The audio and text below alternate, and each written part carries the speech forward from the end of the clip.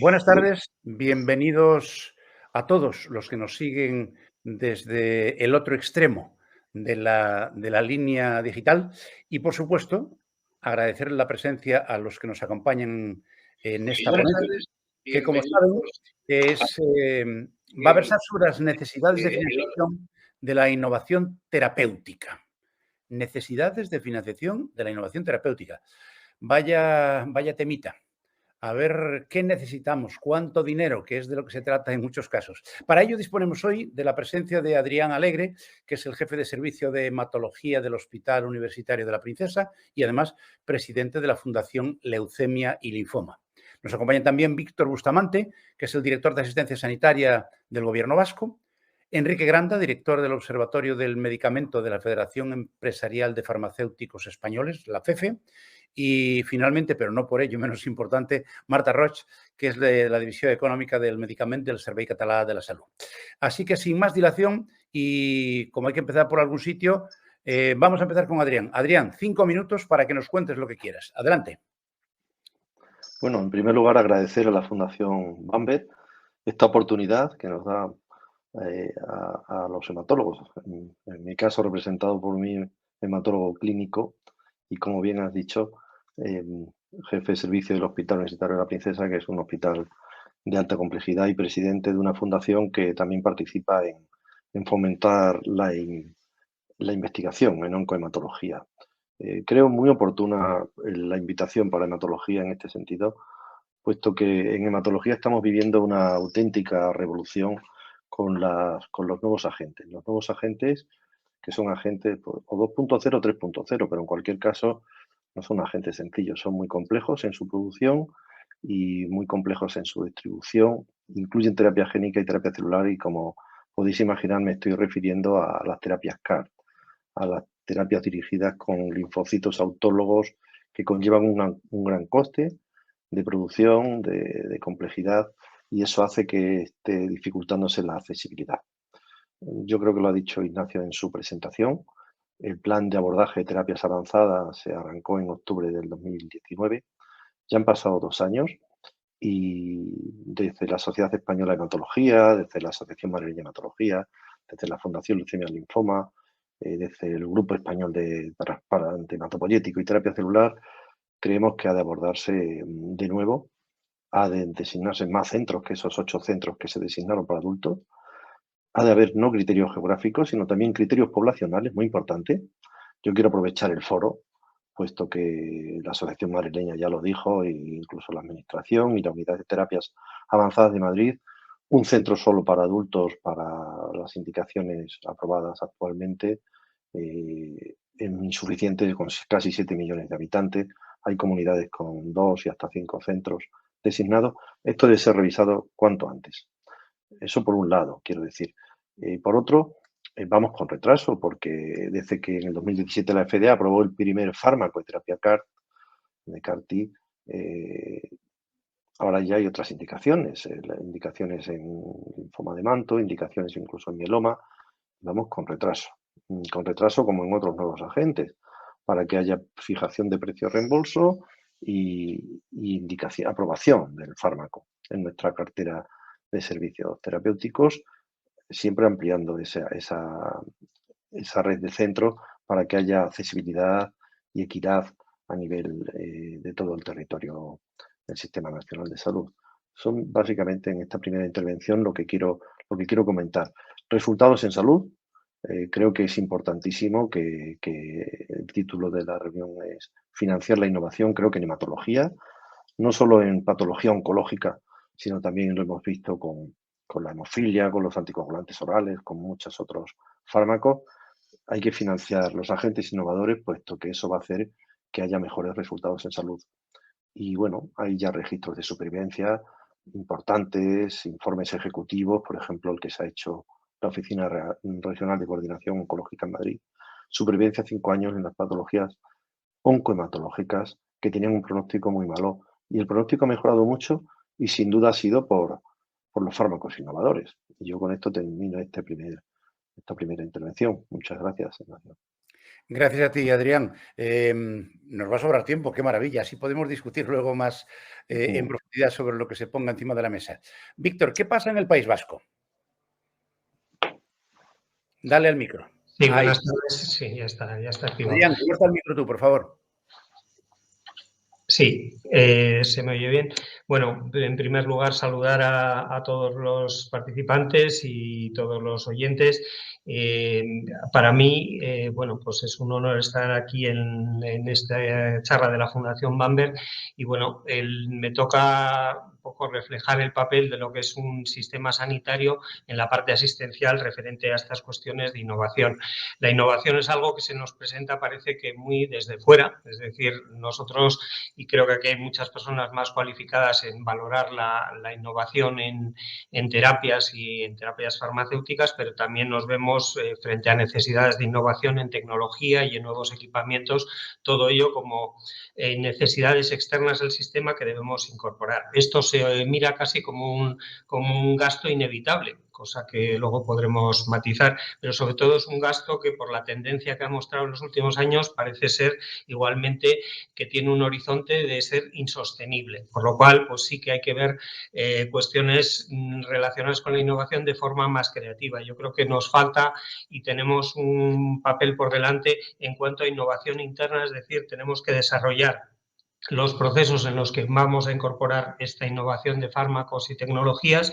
Vamos a tener que hacer innovación en gestión, es decir, tendremos que ver cómo se financian, y yo sé que esto es tarea de otra mesa que tendrán después, pero para poder llegar a formas creativas o diferentes de financiación necesitamos tener resultados. Como ha expresado el presidente en la charla inaugural, necesitamos saber medir el valor real de cada una de las terapias. Se ha hablado que las terapias personalizadas tienen en algunos casos un altísimo valor, pero esto no siempre ocurre así y estamos a veces comprando incertidumbre. Y para ello, para poder medir, necesitamos contar con los profesionales, necesitamos incorporar nuestros sistemas de información y nuestros sistemas de historia clínica para poder recoger los datos y generar conocimiento. Al final son los profesionales los que tienen la capacidad de juzgar, mucho más que los gestores, y deben estar implicados en la gestión para que nosotros podamos hacer uso de las nuevas herramientas de financiación que vayan a darse. Y ya os comento simplemente que la innovación no se da solamente en los fármacos más de medicina personalizada o de precisión, sino que también se da en los fármacos corrientes, y a veces tenemos esa dificultad de medir realmente el valor, de hacer posicionamientos, que es lo que debemos hacer de cada uno de los nuevos fármacos que llega, para saber si la inversión que ello nos supone realmente está compensada con unos resultados equivalentes. He hablado que las terapias personalizadas a veces tienen ese efecto de bala mágica, pero hay casos en los que estamos comprando incertidumbre. Entonces, esto nos obliga a implicarnos en la investigación, nos obliga a tener estas herramientas de predicción, de cálculo, y que a futuro nos permitan asumir la incertidumbre con compras por resultados, finalmente tener las suficientes herramientas para que luego esa compra la podamos llevar a cabo. Y esto exige que nos pongamos de acuerdo todos, los provisores del sistema de salud, los profesionales, las compañías, los sistemas de acreditación, todos los elementos que intervienen en esto deben ser conscientes de una nueva realidad en la que tenemos que poner un nuevo modelo para la financiación. Muchas gracias. Gracias a ti, Víctor. Se empiezan a utilizar terminologías que van a ser muy interesantes a la hora de debatir luego. ¿Y qué pasa con la Federación Empresarial de Farmacéuticos? Enrique, ¿cómo lo veis? Bueno, buenas tardes a todos. Lo primero, un saludo y un agradecimiento a la Fundación Bamberg. Y yo quería, antes de nada, hacer una pequeña declaración institucional desde el sector que represento en mi calidad de director del Observatorio del Medicamento de la Federación Empresarial de Farmacéuticos. Y esta declaración tiene aprobación, por supuesto, de nuestro presidente Luis de Palacio. Y lo primero que tengo que decir es que nuestro sector está totalmente a favor de una financiación adecuada de los medicamentos innovadores, ya que algunos de ellos pues se tendrán que incorporar en su día a la terapéutica en atención primaria. y de eso es de lo que vivimos nosotros. Sin embargo, la financiación no puede ser a costa y en exclusiva del mercado de las oficinas de farmacia, tal como se ha interpretado en muchos casos por la Administración. Nosotros llevamos en el cómputo de los últimos 10 años un crecimiento prácticamente nulo en nuestro sector y creemos que eso no es bueno para nosotros, para la industria que trabaja en investigación incremental, ni siquiera para la industria innovadora de alta tecnología que aspira a convertir algunos medicamentos en blue chips. Creemos que hay que cambiar el concepto, que la financiación de los nuevos medicamentos constituye una partida que no se financie con el resto de los medicamentos en el mercado. A la vista de esta declaración, pediríamos que los medicamentos que puedan considerarse disruptivos tengan sus propias partidas de financiación y, desde luego, se acabe con el concepto de dispensación hospitalaria a pacientes ambulatorios por razones exclusivamente económicas. Cualquier medicamento que no requiera una aplicación estricta en el hospital debería poder ser dispensado en las farmacias. Las cautelas de la Administración en la aprobación de los nuevos medicamentos nos parecen más que suficientes y pensamos que hay algunas, como los techos de gasto, que se controlan mejor a través de recetas que en el ámbito hospitalario. Además, en nuestro observatorio hemos puesto de manifiesto que algún medicamento no financiado se ha desarrollado mejor sin financiación pública, como es el caso del Bexsero. Por tanto, llamamos la atención de la industria innovadora a realizar experimentos del mercado sin financiación pública. Ya sé que esto pues, no se podrá aplicar a muchos de los medicamentos innovadores, pero en cambio algunos de los otros sí, y la experiencia de Bexsero ha sido muy positiva. Con esto hago mi intervención inicial y me preparo para lo que me venga encima a continuación. Muchas gracias. Has abierto un melón, Enrique. Vamos a ver luego cómo conseguimos cerrarlo. Marta, en Cataluña, ¿cómo andamos? Hola, buenas tardes. Mira, yo de mientras comparto pantalla para explicaros un poquito mi introducción y aprovecho pues para dar las gracias y darnos la oportunidad un poco de explicarnos a nosotros. No sé si ahora lo veis. Sí, se ve perfectamente, gracias. Vale, perfecto. Pues bueno, nosotros en temas de financiación hemos preparado cuatro datos. El primero es cómo cerramos el año pasado en el CatSalut la financiación pública con 2,7 millones de euros de presupuesto. La mitad fueron en receta y el 40% en medicación hospitalaria para el paciente no ingresado. Y después tenemos un porcentaje pequeño, además aproximado, porque en nuestro caso la partida está diferenciada y a veces no tenemos el detalle exacto, de la intrahospitalaria. De estas tres partidas, la que nos está dando un peso más importante en los incrementos es la del paciente no ingresado. Nosotros le llamamos medicación hospitalaria y dispensación ambulatoria y, como vemos, pues está haciendo unos crecimientos que en estos 7 años casi doblamos el presupuesto que estamos teniendo. Tenemos una de las imágenes que podríamos ver, ¿no?, sobre cómo se incorpora la innovación. Esta es sobre oncohematología. En el año 19-20 todo lo que se aprobó, ¿no? Pero después también tenemos informaciones, y solo a título de ejemplo también para poder comentar lo que haga falta, ¿no? Sabemos que la ESMO, ¿no?, hace una valoración del beneficio a través de una escala de medición pública y que cada vez pues toma más fuerza a la hora de valorar los diferentes fármacos o indicaciones. Y tenemos pues uno de los artículos que se publicaron creo que hace un año aproximadamente, en la que vemos, ¿no?, la escala de ESMO nos indica que a más valor, ¿no?, un valor de 5, pues nos está dando mayor beneficio para estos tratamientos. Y vemos en cambio como en lo que haríamos precio, ¿no?, lo que sería el precio mensual, pues quizás no se ve reflejado, ¿no? Esto de tener mayor valor clínico que le da a la propia sociedad, o sea, las propias personas que después van a implementar estos fármacos, con lo que serían sus precios después reales, ¿no? Nosotros, por ejemplo, si hemos visto las novedades que están incorporando en el año 2019 y 2020, tanto nuevos medicamentos como nuevas indicaciones, y solo con estas novedades tuvimos un impacto de 45 millones de euros. De ellos, 10 de estos principios activos ya supusieron 30 millones de euros.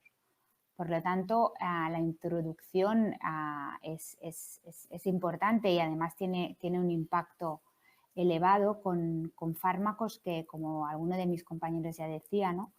Pues con un periodo corto de aprobación y de información, y que generan una incertidumbre importante hacia los gestores y a la hora de que se complementen estas incorporaciones. Aquí teníamos el desglose también de cómo significaban, ¿no? Los fármacos introducidos en el 19 supusieron 40 millones y en el 20 pues 5, ¿no? Siempre esta tendencia de ir incrementándose. Y algunos de los instrumentos, ¿no? que nosotros pues utilizamos o que en nuestro sistema tenemos y que hemos de poner en valor, ¿no? Tenemos además sistemas que pueden darse en cualquiera de las capas que estamos implicados en esta introducción, desde la propia EMA a la hora de incorporar fármacos, a la Agencia Española del Medicamento, el Ministerio, a los propios organismos gestores de las comunidades, pero también los hospitales, ¿no? Y como ya se ha escuchado y además compartimos muchísimo nosotros también, esta evaluación de resultados que nos tiene que dar la toma de decisiones reales. Es importantísimo hacer la rueda en estos casos para valorar realmente cómo es este impacto y este gasto. Aquí hay algunos ejemplos que podemos comentar si queréis, pero bueno, a nivel de selección de medicamentos es evidente que la evaluación y la selección tiene que darse para aquellos pacientes que mejor se beneficien con la información que tenemos. Las condiciones de financiación tienen que ser unas condiciones muy de acuerdo con lo que nos dice la evaluación económica del producto. La gestión de la incertidumbre, tanto económica como clínica, a través de estos acuerdos de riesgo compartido que cada vez pues, toman más implementación en nuestro sistema en los diferentes niveles de implementación. Los modelos de compra también, importantísimo a la hora de comprar y los concursos que se pueden asignar para mejorar la eficiencia. Los modelos de financiación, asignación de presupuestos a los hospitales, contratación, pero también no nos olvidemos de la planificación en centros especializados para según qué patologías, y esto seguro que nos debería dar mejores resultados para estos pacientes, que al final es lo que buscamos. Y también los modelos de pago, ¿no? Como pueden ser modelos de tarifas, ¿no? Para ciertas patologías. Y repitiendo lo que decía, ¿no? Pues estos criterios clínicos y estos sistemas de información que tenemos que tener muy potentes y muy adaptados y muy de acuerdo con la práctica clínica, sobre todo porque no tienen que ser disruptivos para poder tener esta información, sino la información la tenemos unos sistemas que no están en documentación de papel y por lo tanto lo tenemos que aprovechar para tomar decisiones. Y simplemente, ¿no? Pues esta eficiencia y esta corresponsabilidad que nos lleva a la sostenibilidad, que es esta palabra que todos tenemos y necesitamos tener siempre presente, pero sobre todo, como decía antes y como han dicho mis compañeros, a través de los resultados en salud y a través de saber, ¿no? En qué estamos invirtiendo todos estos capitales que nos están llevando. Dejo de compartir para poder comentar lo que queráis. Pues muchísimas gracias, Marta. Bueno, se me ocurre, hay cantidad de cosas que se han dicho y sobre las cuales a lo mejor sería bueno reflexionar. A mí me gustaría, sobre todo para clarificar determinadas maneras de manejar la innovación y, por supuesto, su financiación. Hablamos de resultados en salud, por supuesto. Faltaría más. Lo que no se mide no puede existir. Pero voy a utilizar una frase que no es mía, es del presidente de nuestro consejo asesor, de alguien que veis todos los días haciendo el resumen, que dijo un día en una de estas charlas, dijo algo que me llamó la atención. Dijo, mira, en sanidad lo que cronifica es gasto, lo que cura es inversión. Y, Víctor, te veo asintiendo. ¿Estás de acuerdo con eso? Dale al micro, dale al micro, dale al micro. Sí, no, que es un poco sobre lo que hemos hablado. Al final, cuando medimos resultados, la complejidad que se ha establecido es que a veces en fármacos potencialmente curativos o que realmente producen grandes beneficios en materia de salud, a veces la medición no es inmediata. Tenemos que contemplarlo en el largo plazo y esto, aquí se habla mucho de fármacos, pero lo vemos más en los dispositivos. Para bien y para mal, el comportamiento de un dispositivo que parte de muy poquita evidencia, porque no son los ensayos clínicos de los medicamentos, ahí tenemos esa dificultad de valoración que al final no pasa en la incorporación de ser una incorporación a veces estratégica, a veces basada en intuiciones. Entonces, lo mismo vale para medicamentos, aunque yo creo que ahí controlamos un poquito más la evidencia y la evidencia es algo que tendremos que ir generando. Y esa generación de evidencia, pues desde luego no tiene que limitarse a corto plazo, sino que tiene que establecerse en toda la vida de las personas. Y esto es verdad, esto es quitar una enfermedad crónica, al final nos supone un ahorro y nos supone realmente evitar gasto, y eso es inversión. Adrián, tú has hablado antes, por supuesto, de la innovación en el campo de la oncohematología. Evidentemente, cuando cité la frase que dije antes, me estaba refiriendo al doctor Mario Mingo, todos sabéis a qué me refería, pero hay algo que él ponía como ejemplo, decía, vamos a ver, hay medicamentos que han demostrado que se lo aplicas a un porcentaje de población con una patología y el 90% se curan. Hablaba, por ejemplo, de la hepatitis. Y el señor al que curas la hepatitis es una persona que para la sociedad, primero, deja de ser un gasto y segundo, sigue produciendo. A eso se refería él cuando decía que lo que cura es inversión. Lo que cronifica va a seguir siendo gasto hasta la defunción del paciente. Pero, ¿qué pasa con, por ejemplo, toda la terapia CAR? Adrián, ¿qué podemos esperar de esta terapia? ¿Caería más en un sitio o en otro? Es muy procedente la pregunta, puesto que es una de las respuestas que queremos encontrar con la práctica en vida real. Son fármacos que se han aprobado con muy pocos pacientes en fase 2, con unos resultados tan espectaculares que han sido aprobados por vía rápida en la FDA, la EMA ha aprobado posteriormente, y creo que tenemos que hacer los clínicos y bueno, la administración y los gestores obligatoriamente un ejercicio de probar qué resultados dan en vida real, cuando los estamos aplicando. Por ahora hay 2 fármacos solos, pero creo que están, digamos que replicando los mismos resultados, incluso mejores. Eso que nosotros veamos. Yo quería hacer un matiz respecto a la cronificación o no. Es un gran debate para el gasto. Una enfermedad que es la segunda después de los linfomas, como el mieloma, genera un gasto tremendo, porque todas las terapias son hasta forever, hasta recidiva o progresión.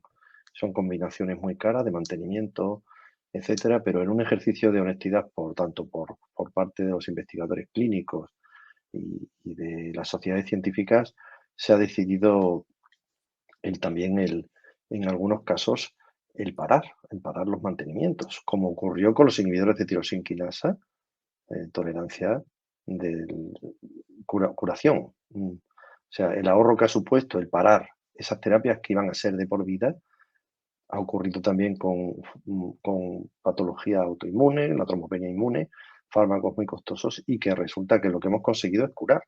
Entonces, esa inversión de muchos años de cronificar una patología de alto coste, si luego resulta que has conseguido ya al cronificar 4 o 5 años paras porque la enfermedad mínima es negativa o porque no hay evidencia de que exista la enfermedad, ya has hecho una inversión de futuro muy grande.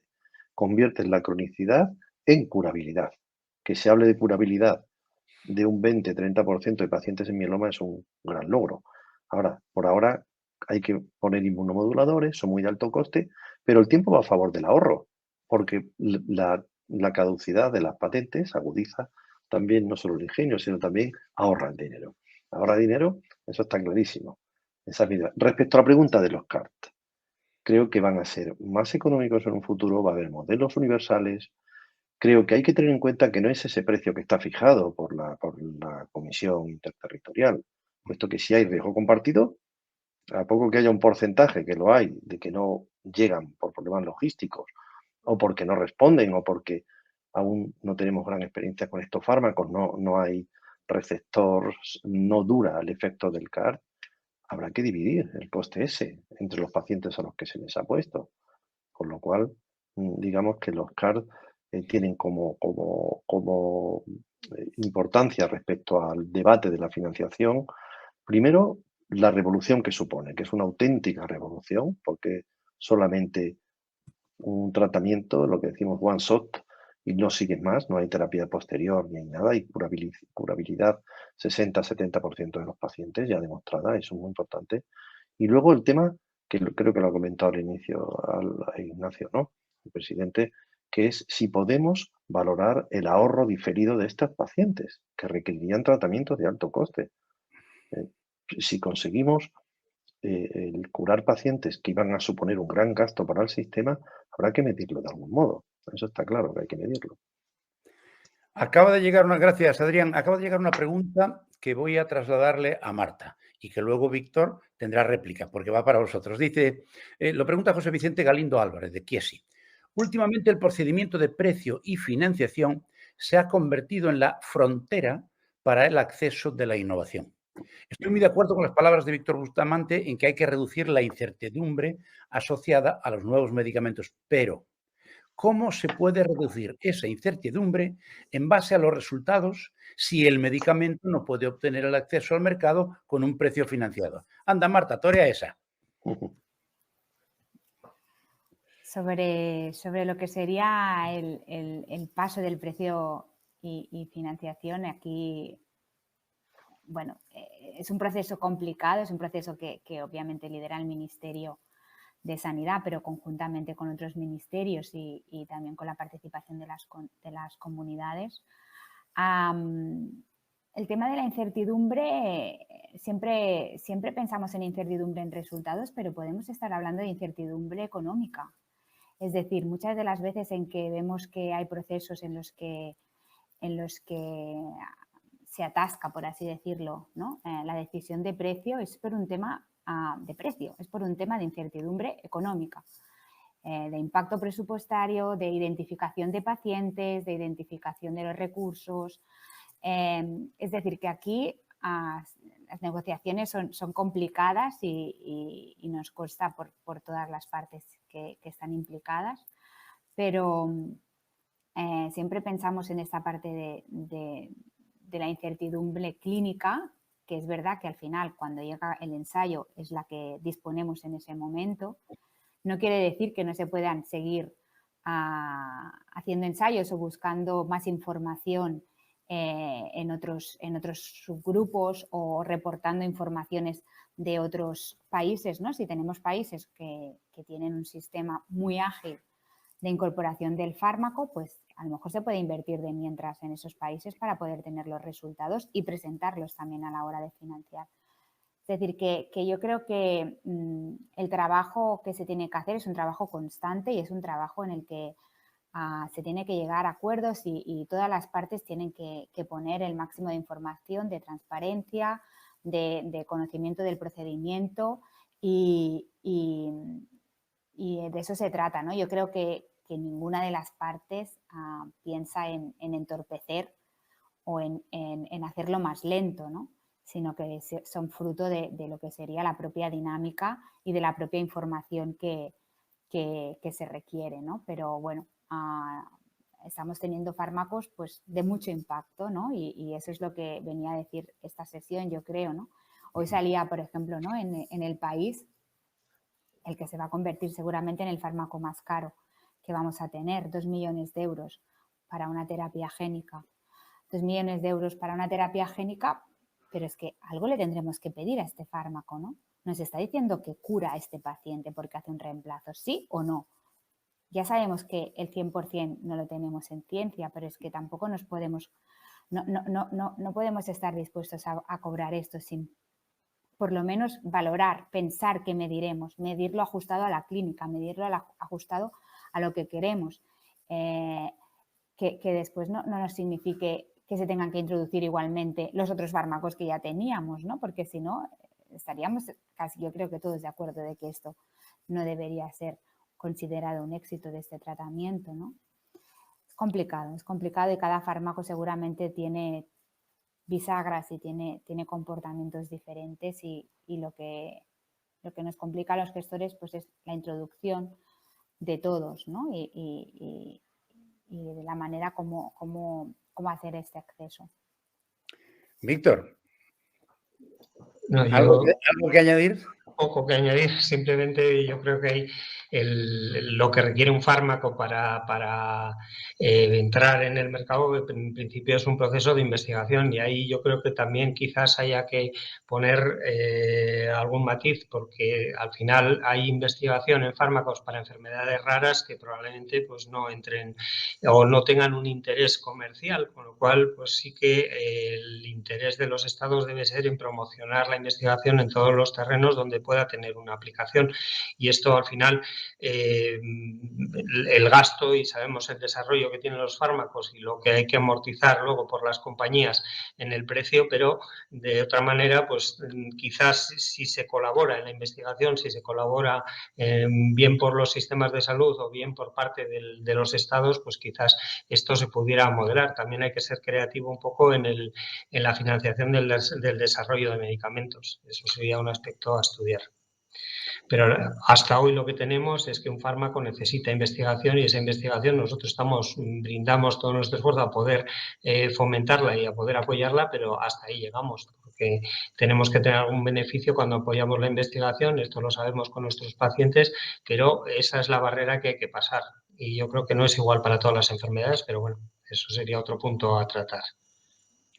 Muchas gracias. Enrique, tú decías al principio que debería existir la posibilidad de estudiar desde las oficinas de farmacia, que estáis haciendo una labor que nadie pone en duda, sobre todo que se ha visto, en mi opinión, revalorizada durante el tiempo de la pandemia, porque habéis estado ahí a pie de obra, y tú decías que por qué no hay más medicamentos que se suministran en los hospitales que pudieran ser suministrados desde las oficinas de farmacias. Ponnos algún ejemplo. Bueno, yo me refería principalmente a aquellos medicamentos que pueden administrarse ambulatoriamente y que por distintas razones, sobre todo económicas, claro, pues se han visto restringidos al ámbito hospitalario. Hasta el punto de que hay un contrasentido y es el de que los pacientes tengan que ir a recoger determinados medicamentos a las farmacias de hospital en las que no hay un mayor seguimiento que el que pudiera hacerse en las oficinas de farmacia. Es decir, hay unas recomendaciones del farmacéutico de hospital al enfermo en el caso, por ejemplo, de los medicamentos para la hepatitis, pero lo único es una fecha para recogerlos, decir cómo se toman y si tienen algún efecto adverso, ponerlo de manifiesto. En ese medicamento concreto y en otros muchos no hay ninguna razón para que no exista la dispensación en las oficinas de farmacia, ¿no? Y esto es lo que quería yo poner de manifiesto porque se está cargando al gasto hospitalario algo que podría financiarse con el gasto de las recetas que, como he indicado, no ha crecido nada en la última década, ¿no? Y existen mecanismos igualmente, como son los techos de gasto, que permitirían controlarlo perfectamente, el proceso de la introducción de un nuevo medicamento. Perfecto, muchas gracias. Adrián, a ver, sí. ¿Por dónde van los tiros? Estamos ahora con las CART, perfecto. Pero, ¿qué otras cosas hay ahora mismo en cocina que pudieran venírsenos encima, por poner una referencia temporal, en los próximos 5 años, en tu ámbito de conocimiento, en la oncohematología? Porque eso va a una leche que asusta. Sí, la verdad es que sí. Pues por centrarme en la inmunoterapia, lo que va a venir va a competir con los CAR directamente, en simplicidad y probablemente va a tener que demostrarse cuál de las dos cosas son mejores. Son los anticuerpos biespecíficos que van a hacer que por un lado se une al linfocito T para que el linfocito T vaya contra el propio antígeno tumoral. Hay muchos en desarrollo, más de 15 o 20 en fase ya 2, incluso en fase 3, comparando con terapia estándar, y los anticuerpos biespecíficos de diferentes compañías van a competir claramente con los CAR. Tienen una desventaja, que es la cronicidad que hablábamos antes. Va a haber que seguir manteniéndolos, y eso es difícil, ¿no?, de comparar a la hora de que el CAR solamente es una sola vez, etcétera, porque estos pacientes hay que hospitalizarlos en algunos casos específicos. Otros son las balas mágicas, los conjugados con drogas, que también hay muchos en desarrollo. Y luego, desde el punto de vista de inhibidores de vías de señal celular, sigue avanzándose. Tenemos el reto de la leucemia mieloblástica aguda, con inhibidores de BCL2, combinándolos con hipometilantes. La epigenética son, por así decirlo, los mayores desarrollos. Pequeñas moléculas y, por otro lado, aprovecharse del sistema inmune contra el tumor.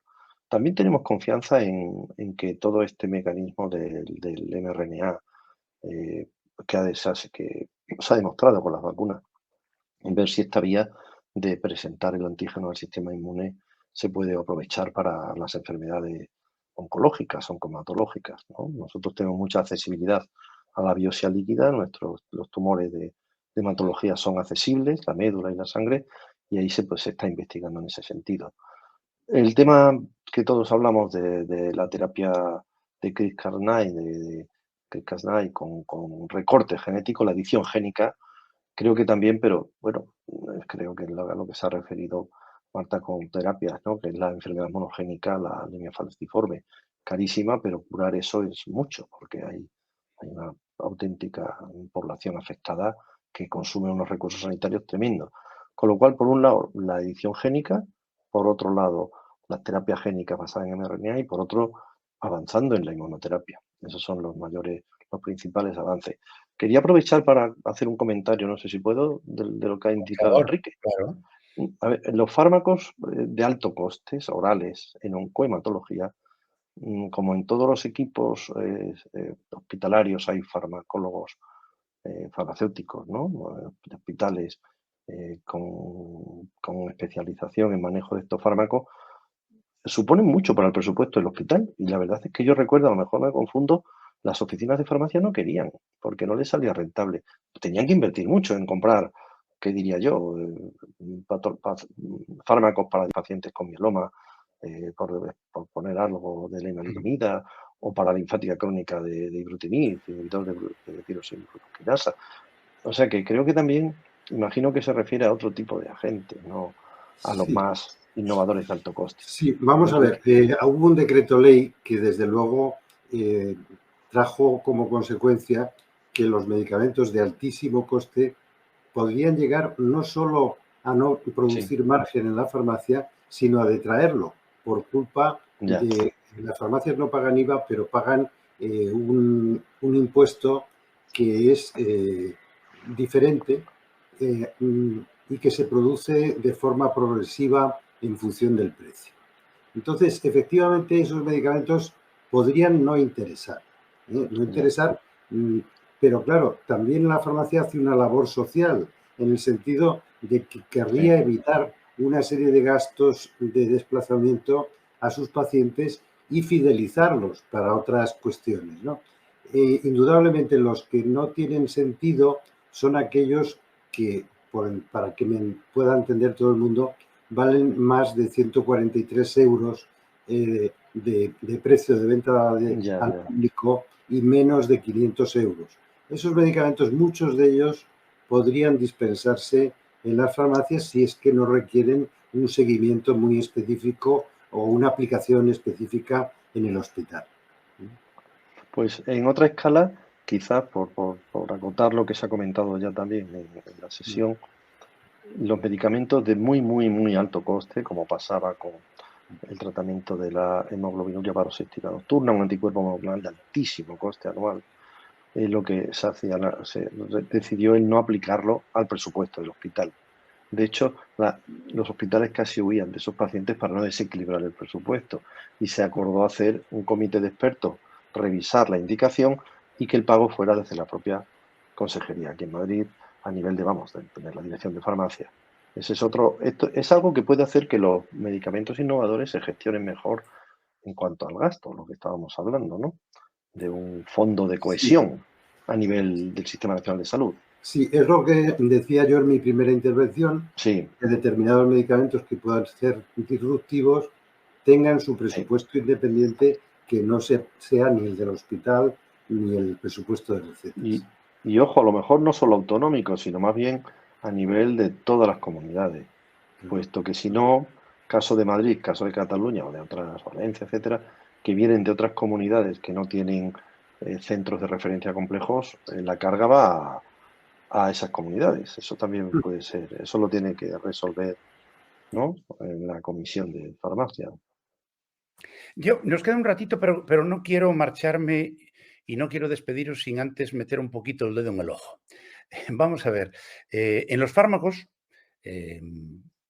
tanto innovadores como los habituales, porque se está innovando permanentemente con independencia de las patologías, pero a mí me daría mucho miedo que ocurriera lo que ha ocurrido, por ejemplo, en otra zona, en otra área de la prestación clínica, que es el diagnóstico por imagen. Yo recuerdo cuando, pues no había más que la radiografía, después apareció la ecografía, después la angiografía, después el escáner, después la resonancia, después el PET.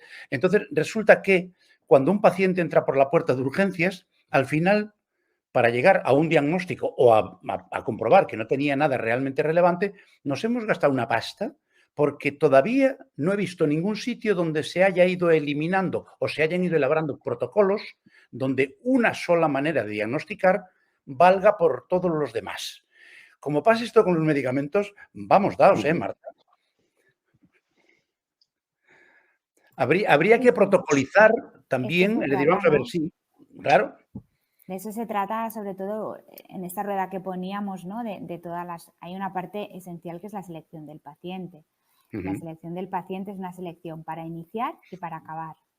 Y el punto de discontinuación de los tratamientos es algo que tenemos que tener todos presentes con lo que tenemos de información, es decir, con lo que tenemos es lo que podemos esperar y tener estos criterios es básico. Nosotros arrancamos en el año 2008 con un programa que intentaba un poco pues dar esas directrices, ¿no?, a todos los hospitales. Empezábamos con eculizumab, que se refería ahora, ¿no?, el doctor Alegre, porque realmente en ese momento 300.000 euros, pues como decíamos, donde cayera ese paciente, ¿no?, era una bomba, ¿no? Entonces teníamos que asegurarnos criterios de equidad y con eso teníamos claramente la ruta para hacer y fueron criterios que desde el primer momento pactamos con los clínicos qué suponía no ser un respondedor, qué suponía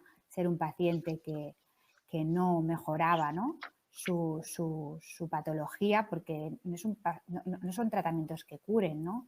Así que lo único que hemos tenido disruptivo que ha curado ha sido la hepatitis y lo demás, bueno, nos torea, ¿no?, un poquito y nos hace esperando que tengamos una mejor calidad de vida del paciente, cosa que tampoco medimos y que aquí también lo dejo, ¿no?, que al final el paciente en este punto central tiene que estar para podernos decir también pues cómo él está y cómo él está viviendo esta introducción de la patología.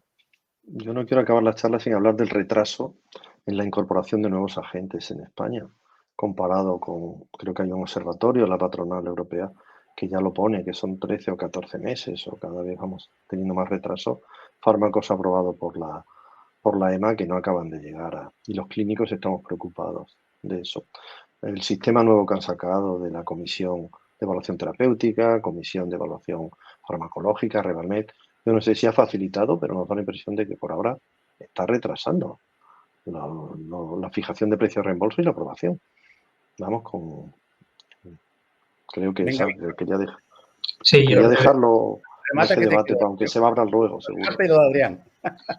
No, simplemente con lo que has comentado, el ejemplo de pruebas diagnósticas, al final ninguna es perfecta, o sea, ninguna de estas que diagnostica todo, igual que muchos medicamentos no son curativos. Entonces, el objetivo que tenemos nosotros y un poco por donde estamos trabajando es en tener recopilados los datos, sobre todo en los medicamentos de más impacto, para conocer los resultados, para tener realmente datos en vida real de dónde los podemos posicionar, y esto posicionar significa utilizar una inversión en medicamentos con una desinversión en otros medicamentos. Al final eso es lo que todos quedarán en alguna posición y tendrán su indicación, pero realmente lo que intentamos es comprar el mejor resultado con el dinero disponible. Y respecto al retraso que decía Adrián, no te escapes. No, pues el retraso, a ver, yo creo que el disponer de herramientas muchas veces lo que obliga o condiciona el que no haya capacidad de decisión a veces es la falta de datos, y realmente si conseguimos tener herramientas, no solo lo que estaba comentando de ir incorporando en nuestro COVID, en nuestros sistemas de información, cuáles son los resultados clínicos, a esto le podemos aplicar herramientas de inteligencia artificial, y al final la decisión será una decisión basada en los datos, y nosotros queremos hacerlo en vida real, igual que estamos recogiendo los datos. Y eso es lo que nos puede permitir. Yo creo que es un déficit que tenemos en la generación de los datos y en generación de la información, que es lo que nos hace ser lentos a la hora de conocer cuál es la posición real de un fármaco en el esquema terapéutico. Yo, si me permitís, para terminar, prefiero que sigan tomando decisiones inteligencias naturales, porque a mí cuando se dice inteligencia artificial me parece que es un oxímoron. Si es inteligencia no puede ser artificial, y si es artificial no puede ser inteligencia. Muchísimas gracias a todos, Marta, Víctor, Enrique, Adrián, ha sido un placer. Muchísimas gracias por inteligencias acompañadas de herramientas, pero bueno. Ahí es. Oye, nunca hay que reivindicar a los médicos, y yo estoy a favor de lo que has comentado. Naturalmente. Y a ustedes que nos han acompañado al otro lado de las pantallas, muchísimas gracias también, pero no se vayan, que vamos inmediatamente con la segunda sesión, donde se dice que vamos a hablar de fórmulas y soluciones financieras de terapias y medicamentos innovadores. Así que muchísimas gracias a todos y gracias. Vamos a la siguiente sesión. Hasta luego. Chao. Hasta luego. Gracias. Buenas tardes. Adiós.